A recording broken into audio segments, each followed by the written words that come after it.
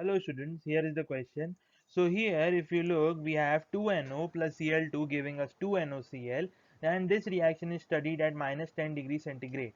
So these are the values. There are 3 test runs and these are the initial concentrations over here, and R naught is the initial reaction rate. So the overall order of the reaction is.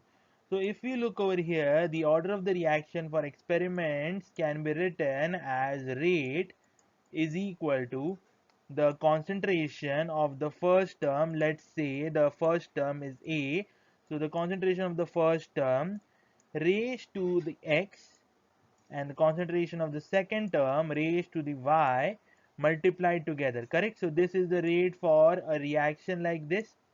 Now if you look over here, X and Y are the orders for NO and Cl2, and X plus Y is the overall order of the reaction. So if you look over here, this is what we are writing in all these 3 equations.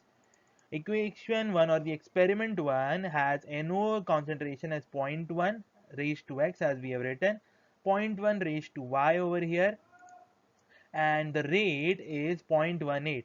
So one thing that I missed out is the rate cannot be just the concentration raised to the orders of the reactions or the orders of the substances.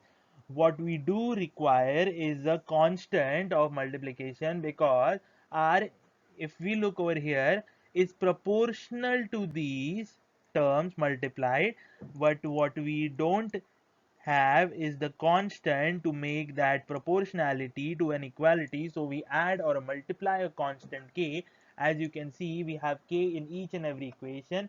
So if we write all the 3 experiments in the order that is given, we have these 3 experiments or equation.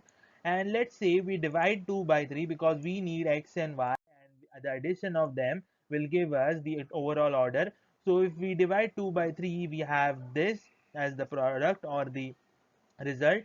And if we take out the common terms, we have 1 by 4 in the left hand side and 1 by 2 raised to whole power x on the right hand side. So using that, we can say that x is 2, and if we divide 1 by 2, we can have the same result or a slightly changed result, where we have the left hand side to be equal to 1 by 2 and the right hand side to be equal to 1 by 2 raised to y, and y becomes 1. So the overall order becomes what, x plus y, which is 3.